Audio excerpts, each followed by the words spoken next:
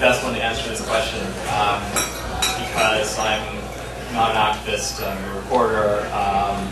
You know, so you know, if I'm dealing with somebody as a reporter and I don't like their message, you know, I oftentimes you know, just write the story in a way that quotes people with opposing views. But you know, in terms of like, I guess if I was going to give advice to how to deal with you know, a reporter who obviously is not buying your view of the world, I would have to say that you know, you just want to do your best to explain what you think to him and you know, why he might be wrong. That's pretty much all you can do. But I think I'll pass the mic for other thoughts. Yeah, I mean, I don't think that there's anything in the short term that you can do in those cases. You know, except write a really angry blog post about it. But I think, you know, I think that one of the reasons that is this explosion of alternative media channels is that, you know, it's hard to get your message across when the media disagrees with you, and the media in this country has a pretty, you know, not completely, but the majority of the media has a pretty homogeneous view about issues that matter a lot to a lot of us. So, I think, you know, in the short term, you can't make, you know, Channel 5 get your message across, really. You know, I think you need to, you know, sort of retreat and figure out other different ways to get your message. Yeah, and I would just throw in as a caution like that, you know, creating your own media in that case would probably make a lot of sense. You know, blog, and if people don't like what you have to say something maybe. We'll just offer a couple things from our experience. One is that on the really right-wing media, and I know I think it was a very right-wing station that we didn't end up personally doing. One of our colleagues did the thing, and we tried to put someone very appropriate to them.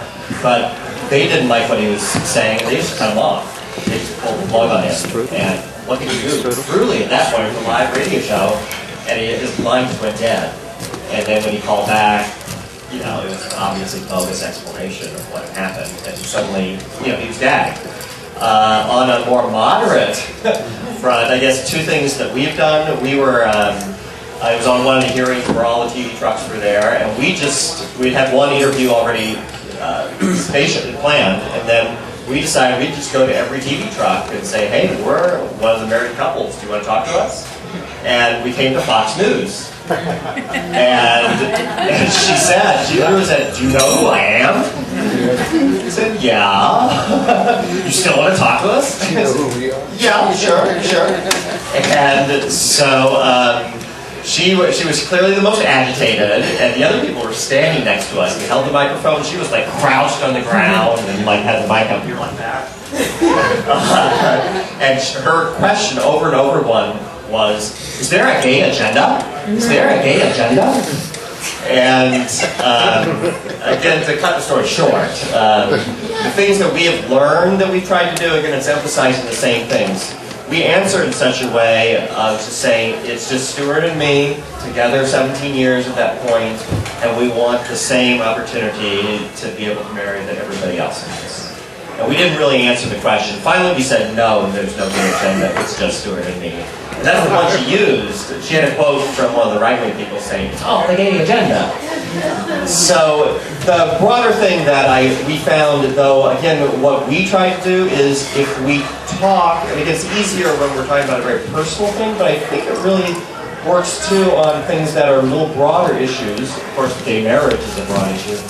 But we try to talk in terms of harm and benefit, and not in terms of right and wrong, in terms of intellectual abstractions, but we try to make whatever abstraction we're making grounded in harm or benefit to real people. And by doing that, it's a lot harder for somebody to just argue with you, you're just dead wrong, when you're talking about the real effect on real people. And so we found it maybe gets a better chance of getting that something in there, and that's our main goal, is to get, again, for our issue, to get something that shows that we're real human beings that maybe those little people can empathize with. And just forget the rest of what they're going to hear. But if someone's watching Fox News and they happen to see that and say, oh, you know, I can relate to those people, then we've done the best we can. The main thing I'd add to what John, my partner, so many years just said is that if you don't say it, they can't use it. Yes. And that's something we learned in our first media training, and it was so valuable because, so if John had rambled on in that interview about what is the gay agenda, no matter what he said, he might have thought it was really positive, they would have used that.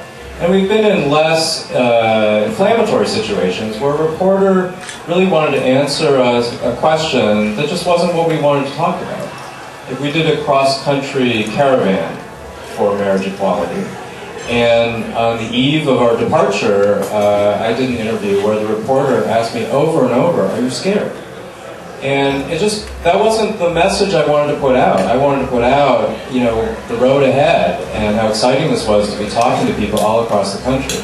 I was scared, was the truth. But I wasn't going to answer that question, so she just kept asking me, so are you scared as you board that bus tomorrow? You know, how are you going to feel? Are you going to butterflies in your stomach? And I didn't answer it, and she asked it again. And you get lulled into a feeling, because you're in a conversation with somebody. You think, oh, this reporter, she's nice. You know, she has good hair. She's my friend. And you forget the fact that, you know, if I don't say it, she can't use it. If I do say it, that might be the one thing she runs. You know, activists scared as they board bus across the country. So you really do control the message, and it's important to remember that you do have that control.